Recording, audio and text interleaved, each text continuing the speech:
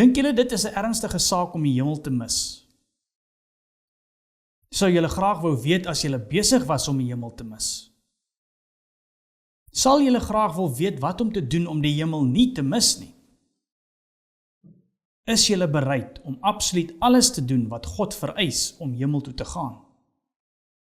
Julle weet natuurlik daar gaan opoffering betrokke wees, né? Gehoorsaamheid? Wat van teregwysing? Of kom ons sê dit sommer in plain Afrikaans, julle weet daar gaan regheid en harde woorde wees wat ons ongemaklik gaan laat voel, né? Is julle bereid om dit alles deur te gaan, om hemel toe te gaan? Kom ons begin. Matteus 7 vers 13 tot 14.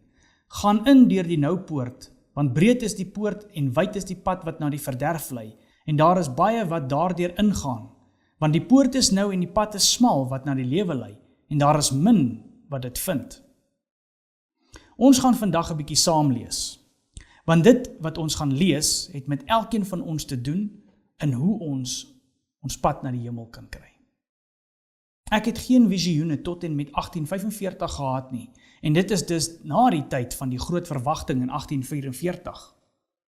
Ek het hierdie aanhaling ingesit, om die verwarring uit die weg te ruim dat Ellen White 'n vals profeet was, omdat sy kwansuis Jesus se koms in 1844 valslik voorspel het. Maar sy het haar eerste visioen eers in 1845 gehad. Tot en met die tyd van my eerste visioen kon ek nie skryf nie. My bewende hand kon nie my pen stil vashou nie. Terwyl ek in visioen was, is ek deur 'n engel beveel om die visioen neer te skryf. My senuwees het versterk en my hand het bestendig geword.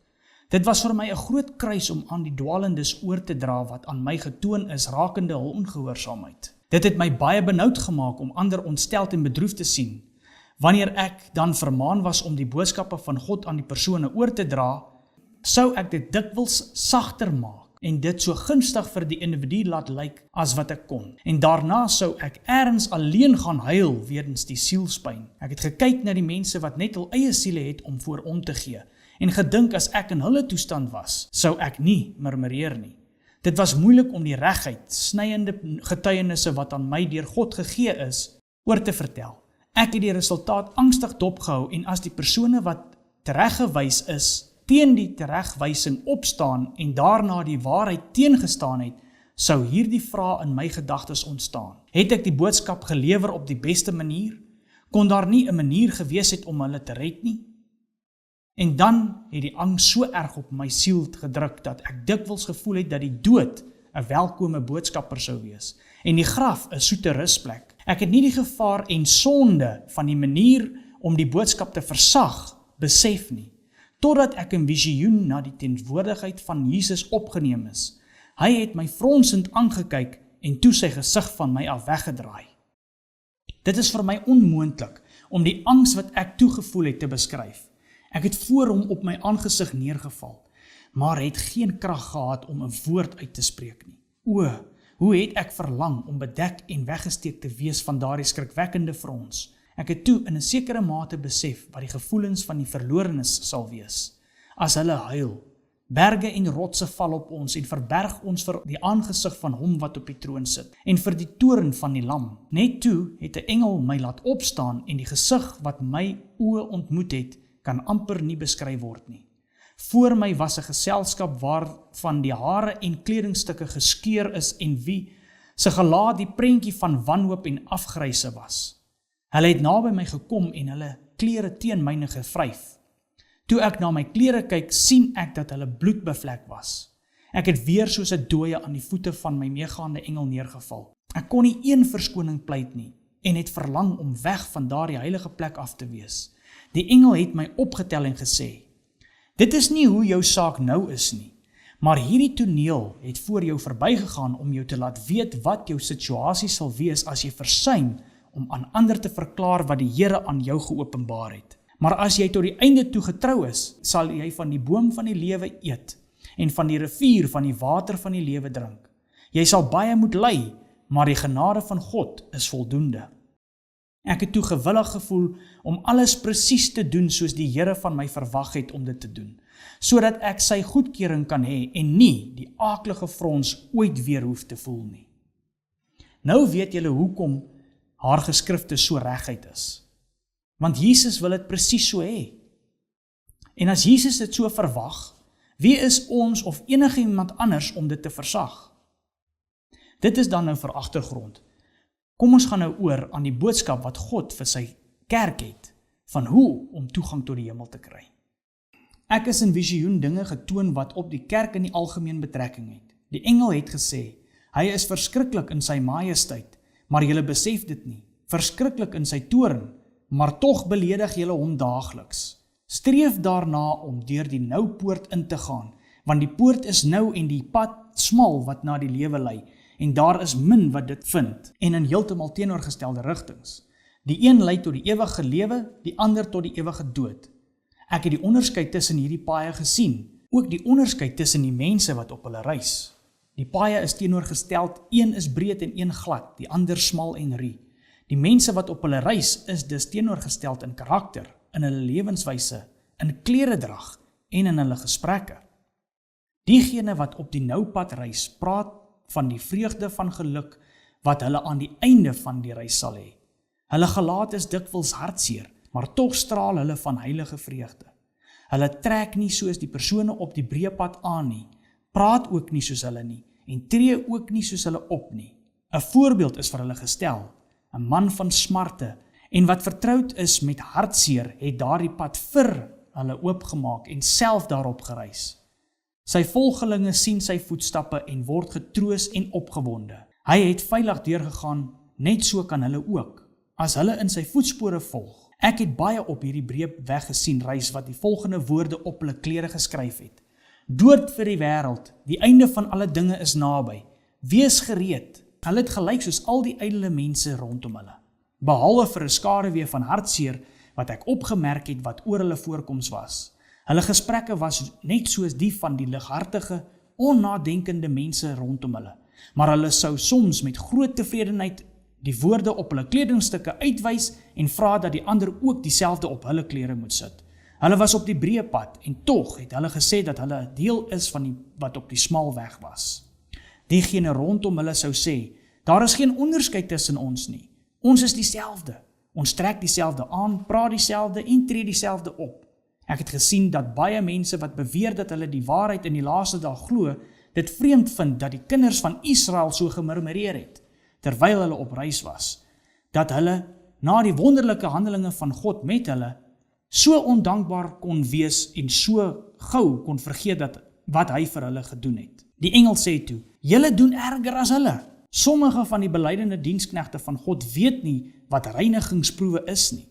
Hulle maak soms vir hulle self beproewings, stel hulle self voor dat hulle beproef word en word so maklik ontmoedig, is so maklik kwesbaar, hul selfwaardigheid is so vinnig beseer, dat hulle hulself skade doen, ander skade doen en die saak van God skade doen. Dit is 'n vreesaanjaende ding om teen God te murmureer. Ek het gesien dat sommige van die diensknegte van God, selfs predikers, so maklik ontmoedig word dat hulle self so vinnig seer gemaak voel, dat hulle hulself verbeel dat hulle te nagekom is terwyl dit nie so is nie. Hulle dink hulle lot is baie swaar.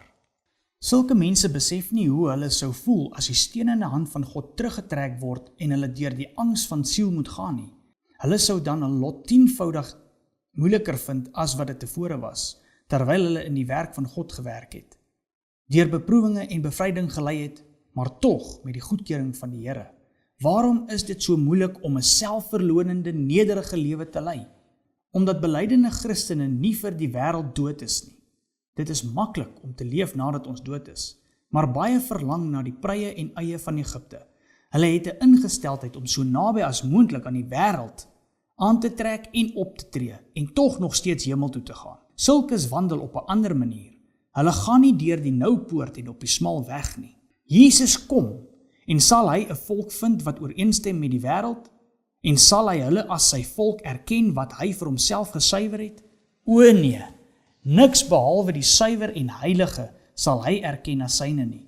Diegene wat deur lyding gesuiwer en wit gemaak is en hulle self apart gehou het, onbevlek van die wêreld, die sal hy as syne in besit neem. Toe ek die aaklige feit sien dat God se mense aan die wêreld gelykvormig was, met geen onderskeid tussen baie van die belydende disippels van die sagmoedige en nederige Jesus en die ongelowiges nie, behalwe 'n naam, was my siel diep beangs. Ek het gesien hoe dat Jesus se hart gewond en hy openlik verneder was. Nadat die engel met smart gesien het hoe die belydende volk van God die wêreld lief het en deel het in die gees daarvan en die modes volg, het hy gesê, sny jou los, dat hy, Jesus, jou nie saam met skynheiliges en ongelowiges buite die stad los nie. Ek het gesien dat oud en jonk die Bybel verwaarloos. Hulle maak nie die Bybel hulle studie en deel van hulle lewenstyl soos hulle moet nie. Veral die jong mense is aan hierdie verwaarlosing skuldig.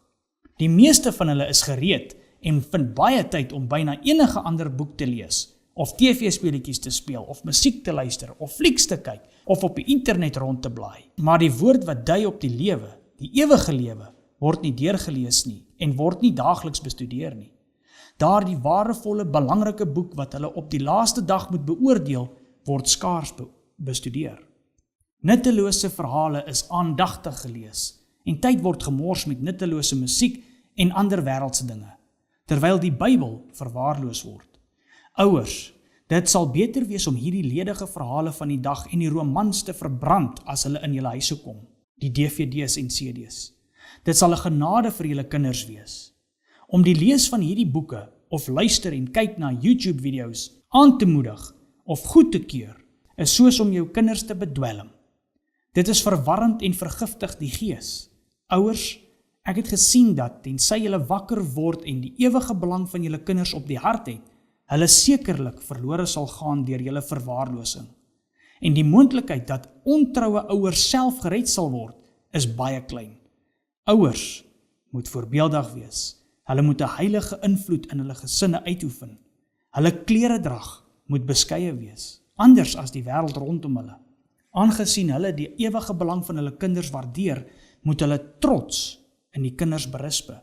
Trots moet getrou bestraf word en nie met woord of daad aangemoedig word nie. O, die trots wat aan my getoon is van God se belydende mense. Dit neem elke jaar toe, totdat dit onmoontlik is om belydende sabbatonderhoudende adventiste van die res van die wêreld rondom hulle uit te ken. Ek het gesien dat hierdie trots uit ons gesinne geskeur moet word. God sal 'n volk hê wat apart van die wêreld is. En sodra iemand 'n begeerte het om die modes van die wêreld na te boots, sodat hulle nie aan God gehoorsaam is nie, net so gou hou God op om hulle as sy kinders te erken. Hulle is die kinders van die wêreld en die duisternis. Hulle begeer na die prye en eie van Egipte. Dit beteken hulle wil so naby as moontlik aan die wêreld wees. Deur dit te doen, verwyder diegene wat beweer dat hulle Christus aangeneem het, hulle self van hom, en wys dat hulle vreemdelinge vir genade is en vreemdelinge vir die sagmoedige en nederige Jesus. As hulle hulself met hom wou vereenselwig het, sou hulle so gelewe het. Ek het gesien dat jong mense van die reddende krag van God bely, maar dit nie self geniet nie.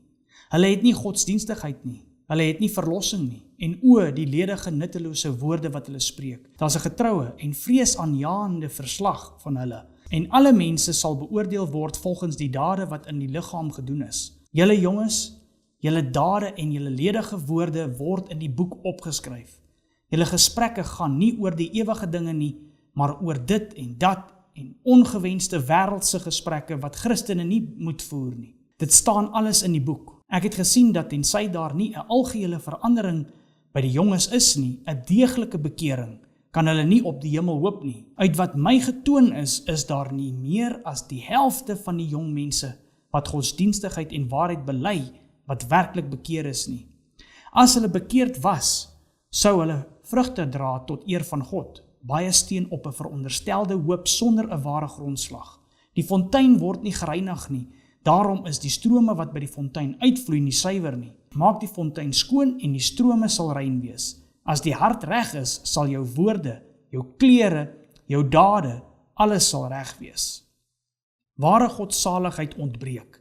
Ek sal nie my meester so oneer aandoen, deur na 'n sorgelose, ligsinnige, nie biddende persoon te verwys as 'n Christen nie. Nee, 'n Christen het die oorwinning oor sy wêreldse hart, oor sy passies. Daar is 'n oplossing vir die sondesiekte siel. Hierdie middel is in Jesus, kosbare verlosser. Sy genade is voldoende vir die swakstes, en die sterkstes moet ook sy genade hê of vergaan. Ek het gesien hoe hierdie genade verkry kon word. Hier gaan ons nou uitvind wat ons moet doen om hemel toe te kan gaan. Ga na jou kas, of daar waar jy alleen met God kan wees, en smeek daar alleen by God. Skep in my 'n rein hart, o God, en vernuwe die regte gees in my. Wees ernstig, wees opreg. Vurige gebed baat baie. Worstel soos Jakob in gebed. Wees angstig hieroor. Jesus het in die tuin groot druppels bloed gesweet. Jy moet moeite doen. Moenie jou kas of daardie plek verlaat voordat jy sterk in God voel nie. Waak dan, weerhou jou, en net so lank as wat jy waak en bid, kan jy hierdie bose grepe onder bedwang hou, en die genade van God kan en sal in jou verskyn. Ek sluit met die volgende droom af wat sy gehad het. Dit het soortgelyke punte van wat ons nou net gelees het, en ek sluit dit in vir beklemtoning van die boodskap wat God vir sy oorblyfsel kerk het. Ek het gedroom ek is saam met 'n groot groep mense. 'n Gedeelte van hierdie groep het begin voorberei vir 'n reis. Ons het swaar gelaaide waans gehad. Terwyl ons so gereis het, het dit voorgekom of die pad al steiler word. Aan die een kant van hierdie pad was 'n baie diep afgrond. Aan die ander kant was 'n hoë, gladde, wit muur, soos die harde afwerking op gepleisterde kamers. Soos ons verder gereis het, het die pad al smaller en steiler geword. Op sommige plekke was dit so smal, dat ons tot die besef gekom het dat ons nie meer met die gelaaide waans kon voortgaan nie. Ons het hulle toe afgehaak van die perde af, en 'n gedeelte van die bagasie van die waans afgehaal en op die perde gesit en verder te perd gegaan. Soos ons gevorder het, het die paadjie steeds smaller geraak. Ons was verplig om basies teen die muur te druk om te verhoed dat ons van die smal pad afval teen die steil afgrond af. Terwyl ons dit gedoen het, het die bagasie van die perde teen die muur vasgedruk en ons na die afgrond laat swaai. Ons het gevrees dat ons sou val en in stukke onder op die rotse geslaan sou word. Ons het toe die bagasie van die perde afgesny en dit het oor die afgrond geval. Ons het toe slegs te perd voortgegaan, uit vrees dat ons op die smaller plekke vorentoe in die pad ons balans kon verloor en afval. Gedurende hierdie tye het dit gelyk asof 'n hand die toom vat en ons deur die gevaarlike plekke lei. Na mate die paadjie nog nouer geword het, het ons besef dat ons nie meer te perd kan ry nie. En ons het die perde verlaat en te voet voortgegaan en in linie gevolg. Die een op die voetspore van die ander. Op hierdie punt het daar dun toue van bo van die top van die suiwer wit muur afgesak. Ons het dit gretig aangegryp om ons te help om ons balans op die pad te hou. Terwyl ons voortgereis het, het die toue saam met ons beweeg. Hierdie toue verwys na geloof. Die paadjie het uiteindelik so nou geword dat ons besef het dat ons veiliger sonder ons skoene sou reis. Ons het hulle toe uitgetrek en 'n ent sonder hulle voortgegaan. Spoedig het ons besef dat ons veiliger sou reis sonder ons kouse. Ons het dit verwyder en ons het met ons kaal voete voortgegaan. Ons het toe gedink aan diegene wat hulle self nie gewoond gemaak het aan ontberings en swaar kry nie. Waar was daardie mense nou? Hulle was nie meer in die geselskap nie. By elke verandering is sommige agtergelaat en slegs die het oorgebly wat hulle self aangewend het om swaar kry te verduur. Die ontberinge op die weg het die mense wat deurgedruk het net gretiger gemaak om tot die einde toe deur te druk.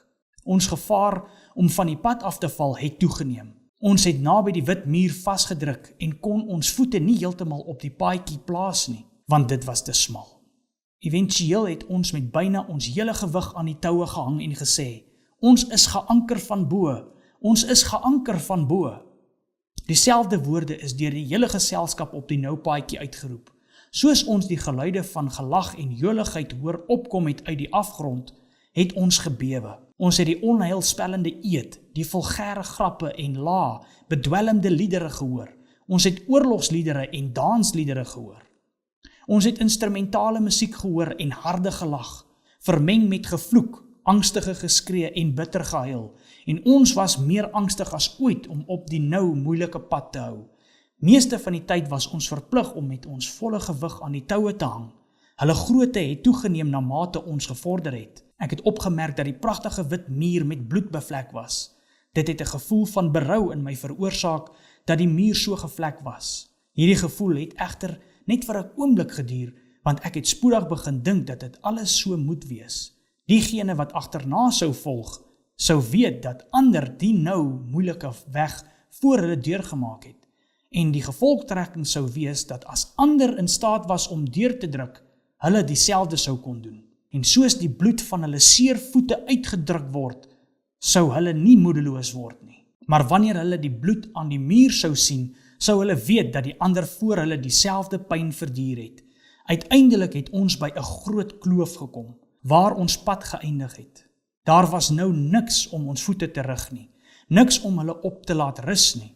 Ons moes ons algehele vertroue op die toue plaas, wat in grootte toegeneem het totdat hulle so groot soos ons liggame was.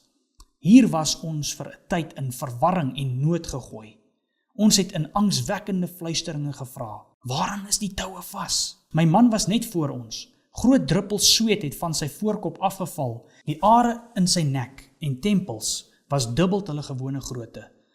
En onderdrukte, pynlike kreune het van sy lippe afgekom. Daar het sweet van my gesig afgedrup. Dit was die mees beangste wat ek nog ooit gevoel het. 'n Vreeslike stryd was voor ons. Sou ons hier misluk, was al die ontberinge van ons reis verniet gewees. Voor ons, aan die ander kant van die kloof, was 'n pragtige veld met groen gras van ongeveer 6 duim hoog. Ek kon nie die son sien nie, maar die helder, sagte ligstrale, soos fyn goud en silwer, het op hierdie veld gerus. Niks wat ek nog ooit op die aarde gesien het, kon met die skoonheid en glorie van hierdie veld vergelyk nie. Maar kan ons daarin slaag om dit te bereik, was die angstige ondersoek. As die toue sou breek, sou ons vergaan. Weer in fluisterende angs was die woorde geuiter. Wat hou die toue vas? Vir 'n oomblik het ons gehuiwer. Toe roep ons uit. Ons enigste hoop is om volkome op die toue te vertrou. Dit was ons enigste hoop op die moeilike pad. Dit sou ons nie nou in die steek laat nie. Hierdie woorde is herhaal deur diegene wat agter ons op die pad was, vergesel met, dit sal ons nie nou in die steek laat nie. Steeds was ons huiwerig en benoud. Toe word die woorde gespreek. God hou die toue vas. Ons hoef nie bang te wees nie. Hy het ons tot dusver in veiligheid gelei. My man het homself toe oor die vreesaanjaende afgrond geswaai tot in die pragtige veld aan die oorkant. Ek het onmiddellik gevolg en wat 'n gevoel van verligting en dankbaarheid het ons teenoor God gevoel. Ek het stemme gehoor van triomfanklike lof vir God. Ek was so gelukkig, volmaak gelukkig. Mag ons Hemelse Vader ons hardkoppigheid vergewe en mag elkeen van ons besluit om volkome op die toue van geloof wat deur God geanker is, vas te hou, sodat ons onsself kan losmaak van die wêreld en aan sy aantreklikhede, en veilig deur die verskriklike tyd wat vir ons voorlê kan kom, en vir ewig saam met Jesus in die hemel wees. Amen.